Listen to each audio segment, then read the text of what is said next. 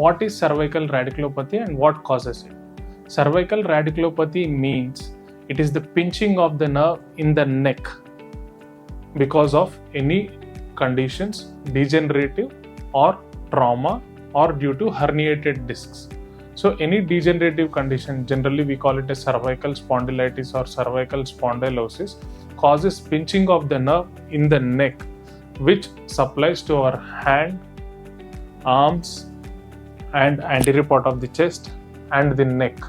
So the patients usually complain of pain, weakness in the hands, not able to lift objects, or dragging sensations in the hands and in the arms, not able to pass down the arms by the side of their body, which causes a lot of pain. And also few people complain of tingling and numbness in their upper limbs, anterior part of the chest and in the neck, with profound neck pain. What causes it? It is usually caused by degenerative conditions like spondylitis, cervical spondylitis, or herniated disc or disc herniation in the neck, which causes pinching of the nerve in either side of the body. Either it might be a left side or it might be a right side, or it can be on the both sides. So what are the common symptoms patient comes with when they have cervical radiculopathy? Patients usually complain of pain in the upper limbs, that is in the shoulder, arm, forearm, or the hands, because these nerves are supplied by the cervical spine. So when a patient has a cervical herniated disc or a cervical spondylosis which causes pinching of the nerve, can lead to pain in the arms and upper limbs, or they complain of tingling, numbness, muscular weakness, or dragging sensation in the arms associated with neck pain. Few patients may also complain of dizziness or reeling sensations whenever they try to lift a heavy object or bend downwards. How is cervical radiculopathy diagnosed? It is usually diagnosed clinically when a patient complains of pain in the upper arms radiating to either of the side of the body, either left arm or the right arm. So on X-rays, we find a decreased disc space in the cervical spine, or when we do an MRI, there is cervical spondylitis or there is a herniated disc, which we see either on the left side or the right side as the patient complains. So MRI is the major diagnostic tool. ENMG and can also be used to see if the cervical radiculopathy is caused by the cervical disc or it is a nerve related issue down in the hands. How is cervical radiculopathy managed? Can it be managed conservatively? Yes. More than 85% of the cervical radiculopathy patients can be managed conservatively. This can be physiotherapy or due to medications or cervical epidural steroid injections or lifestyle modifications can help us in treating cervical radiculopathy. Pain medications related to the neck pain and neurotropics related to the nerve related pain for the dragging sensation or weakness or tingling along the upper limbs can be managed using medications only. Physiotherapy enabling good muscular exercises for the neck can help you relieve of neck pain immediately or in a due course of time as per the patient's pain.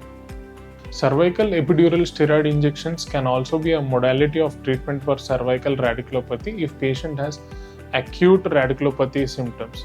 If patient is not able to take steroids orally, a cervical epidural steroid injection can also help a lot cervical radiculopathy patients immediately. When should we consider surgery for cervical radiculopathy? If the patient complains of unrelenting pain even after using conservative modes of management like drugs, cervical epidural steroids, or physiotherapy, TENS therapies, then surgery can be considered. Or if the patient complains of weakness in the upper limbs, which he is not able to hold the objects, or if the objects are slipping from his hand, or if he is not able to use his upper limbs routinely as he used to do because of pain, then surgery can be considered. Or if the disc is pretty big, causing symptoms like dizziness, unsteady gait, or unable to walk, or myelopathy symptoms, that is, patient is not able to walk steadily or swaying to one side, or he is developing weakness along other limbs also, then surgery must be considered immediately. How can we prevent cervical radiculopathy, or how our lifestyle modifications can affect cervical radiculopathy? So cervical radiculopathy is usually seen among the elderly after 50 or 60 years because of cervical spondylitis or cervical spondylosis, that is degeneration. But nowadays we see cervical radiculopathy among the young people who are using a lot of mobiles, always digging into the mobiles, or in the software professionals who are sitting constantly looking at the monitor, not having regular physical exercises, or always using their hands to use the keyboard or the mouse.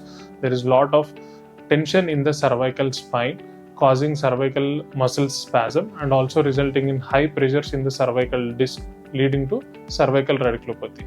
So lifestyle modifications, especially in the young generation, should include having a monitor at the eye level and always using the hands when using the keyboard with wrist and elbow supported. So these can help prevent tension on the cervical spine, and the cervical muscles are relaxed and the disc pressures are decreased. So this can decrease the cervical radiculopathy incidence. Avoiding high usage of mobile, long durations of mobile with cervical spine in flexion attitude can also result in cervical radiculopathy. Smoking can also cause damage to your disc health, can result in cervical radiculopathy. What are the surgical options for cervical radiculopathy? So if there is a disc prolapse or if there is a disc height loss leading to impingement of the nerve, so we can operate the cervical spine either from the front or from the back. If from the front, we have few procedures like anterior cervical discectomy and fusion procedures, which can create space for the nerves and also can increase the disc height. Also, if the patient is a younger population, then we have a new techniques called anterior disc replacement, which can provide equally good amount of movement for the spine even after the surgery. Or if the patient complains of a radiculopathy only related to one side or one particular segment of the hand, then we also have a newer techniques like posterior cervical endoscopic techniques, which can lead to freeing the nerve with minimal damage to the muscles and minimal damage to the bone. What is the recovery process like after these surgeries?